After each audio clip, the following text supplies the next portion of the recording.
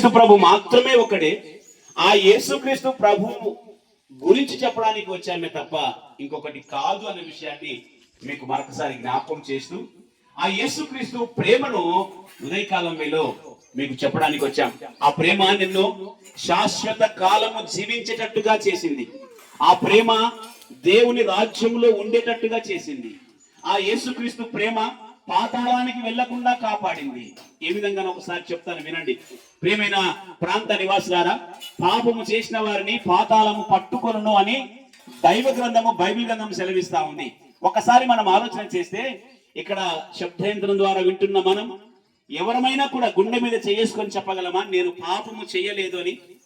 ఆ విధంగా చెప్పలేని పరిస్థితి. ఎందుకంటే మానవులమైన మనము ఏదో ఒక విషయంలో పాపం చేస్తూ, ఒక్క విషయం కాదండి, లేచినప్పటి నుంచి రాత్రి పడుకునేదాకా ఒకవేళ పెన్ను పేపర్ తీసుకొని రాస్తే మంచి కార్యాలు తక్కువ, చెడు కార్యాలే ఎక్కువ, చెడు ఆలోచనలు ఎక్కువ, చెడు పనులే ఎక్కువ. అలాగైతే దేవుని శాపం మన మీదకి రాదంటారా?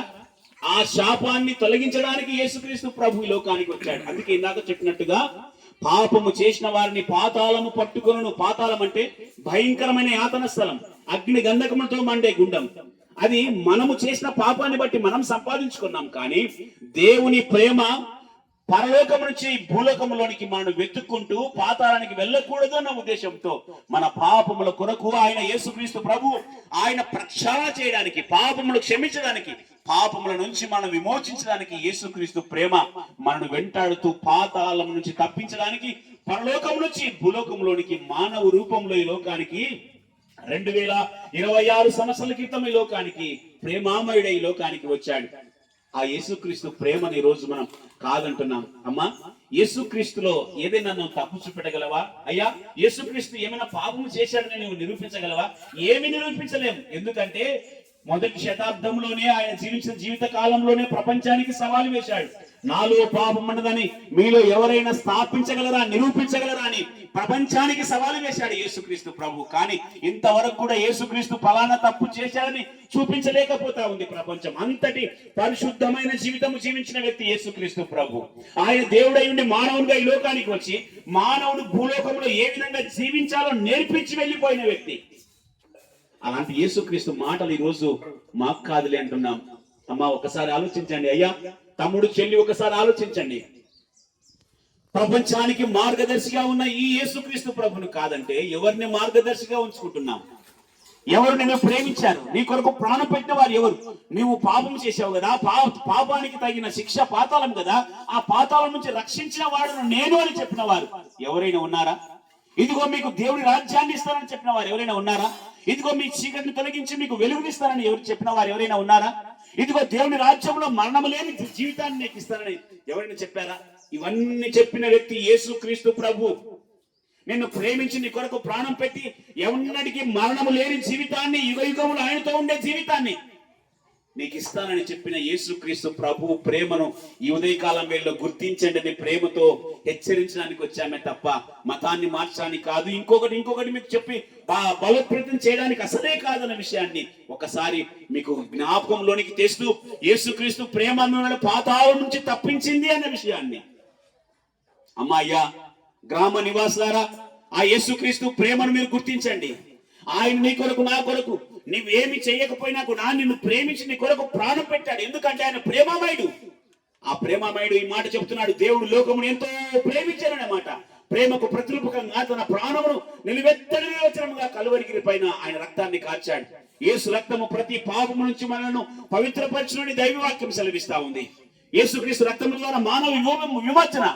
రక్తమే ఆ శుద్ధీకరణ చేస్తుంది అంటే అవునండి, మనకు తెలుసు, ఒక వాడుక తెలుసు. కొత్త ఇల్లు కట్టుకున్నప్పుడు కానీ, కొత్త షాపులు ఏదైనా ఓపెన్ చేస్తున్నప్పుడు కానీ రక్తాన్ని మనం ప్రోక్షిస్తాం, రక్తాన్ని చిందిస్తాం.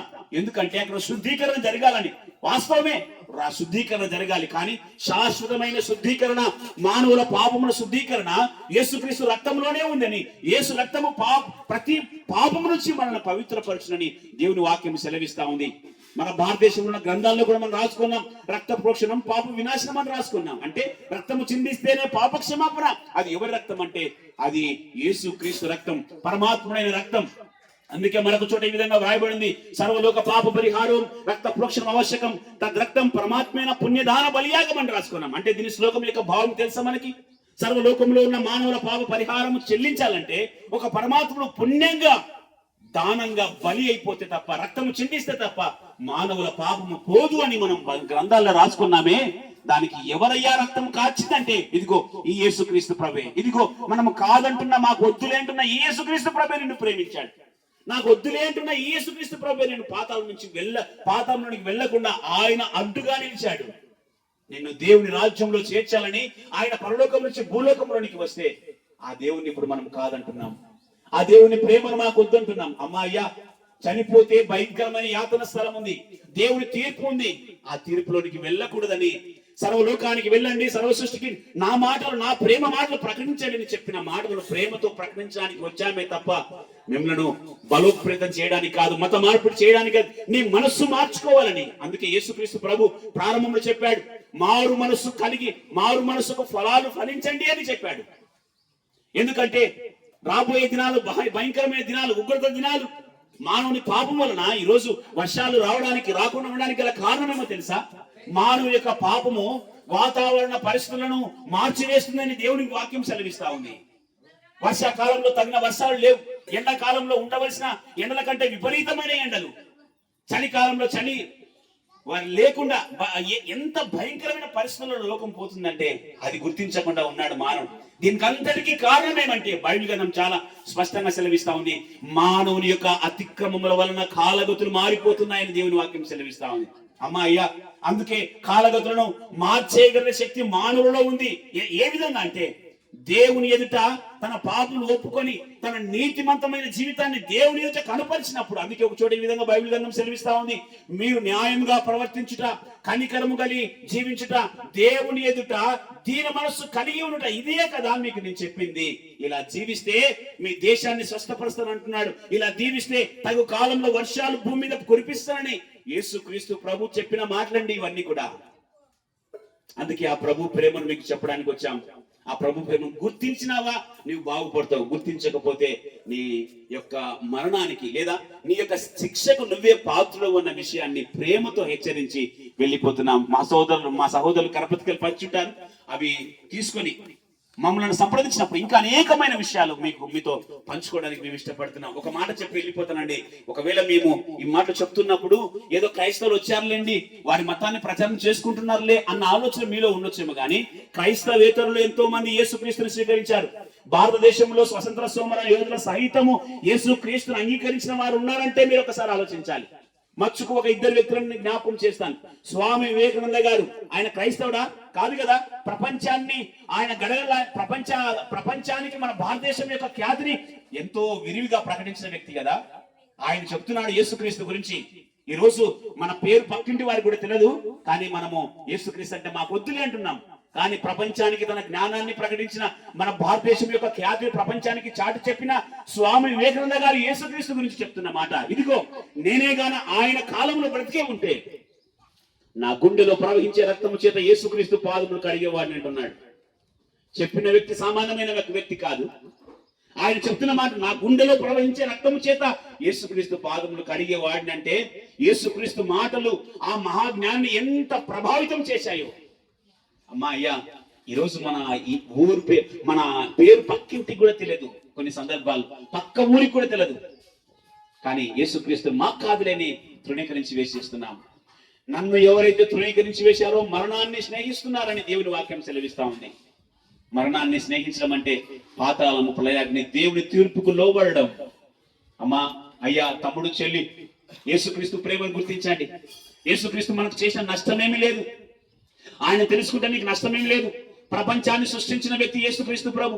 తగు కాలంలో వర్షాలను కురిపించేవాడు నేనేని చెప్పినవాడు. కానీ ఈ రోజు వర్షాలు లేకుండా ఉంటున్నాయంటే దానికి కారణం ఇందాక చెప్పినట్టుగా మానవుని యొక్క అవిధేయత, మానవుని యొక్క అతిక్రమాల వలన కాలగతులు మారిపోతున్నాయి. ఎప్పుడైతే మనం తిరిగి సర్వ సృష్టికర్త అయిన దేవుని వైపు మనం తిరుగుతామో అవన్నీ కూడా వాటి క్రమాలను అవి నెరవేరుస్తాయని దేవుని వాక్యాన్ని మీకు ప్రేమతో హెచ్చరించడానికి వచ్చాం. ఈ మాటల్లో మత మార్పిడి ఉండేది. ఈ మాటల్లో ఏదైనా మీకు మా మనసు నొచ్చుకునే మాటలు ఉన్నాయా? ఆలోచన చేయాలి. యేసుక్రీస్తు ప్రభు ప్రేమ నిన్ను వెతుక్కుంటూ నీ ఊరి దగ్గరకు వచ్చింది, నిన్ను వెతుక్కుంటూ నీ ఇంటి దగ్గరకు వచ్చింది యేసుక్రీస్తు ప్రేమ. ఆ ప్రేమను గుర్తిస్తావా? ఆ ప్రేమను గుర్తిస్తావా? ఈ విధంగా ఎంతో మంది యేసుక్రీస్తు ప్రేమను గుర్తించి ఆయనకు దాసోహమైపోయిన వారు ప్రపంచ దేశాల్లో, భారతదేశంలో కూడా ఎంతో మంది ఉన్నారు. సర్వేపల్లి రాధాకృష్ణన్ గారి నుంచి మీకు తెలుసా? అందరికీ తెలుసు. టీచర్స్ డే మనం చేసుకుంటున్నామంటే కారణం సర్వేపల్లి రాధాకృష్ణన్ గారి యొక్క ఆయన ఆ పుట్టిన రోజులు జ్ఞాపకం చేసుకుంటాం. ఆయన చెప్తున్నాడు యేసుక్రీస్తు గురించి. ఒకసారి ఆయన చరిత్ర గ్రంథాలు తీసి చూడండి. ఈ విధంగా ఎంతో మంది భారతదేశంలో యేసుక్రీస్తు గురించి తన ప్రేమను, యేసుక్రీస్తు ప్రేమను ప్రపంచానికి చాటి చెప్పిన వ్యక్తులు ఉన్నారు. కారణం ఏమంటే వారు దేవుని యేసుక్రీస్తు ప్రేమను తెలుసుకున్నారు, ఆ యేసుక్రీస్తు ప్రేమను గుర్తించారు. ఈరోజు మరలా చెప్తున్నాను, ఆ ప్రేమను నువ్వు గుర్తించాలి. ఆ ప్రేమను నువ్వు ఒక్కసారి రుచి చూసి తెలుసుకొని తర్వాత ఒకవేళ నువ్వు ఫస్ట్ తెలుసుకో, తర్వాత ధృవీకరించినా పర్వాలేదు. కానీ అలాంటి ప్రేమామయుడు భూలోకంలో ముల్లోకాల్లో కూడా ఎవరు కనిపించాలన్న విషయాన్ని మీకు ప్రేమతో హెచ్చరించి వెళ్ళిపోతున్నాం. మీరు దేవుని తెలుసుకొని మీరు మీ కుటుంబం రక్షించబడాలన్న ఉద్దేశంతో ప్రేమ మాట తెలియడానికి వచ్చి మిమ్మల్ని మీ కుటుంబాలను దేవుడు దీవించునుగా అని చెప్పి వెళ్ళిపోతున్నాం. ఒకవేళ ఈ దీవెనకు నువ్వు పాత్రమైతే దీవించబడతావు, మాకు వద్దులే అనుకుంటే ఆ దీవెన తిరిగి మాతో పాటు వస్తుంది. దేవుడు మిమ్మల్ని దీవించునుగాక. ఆమేన్.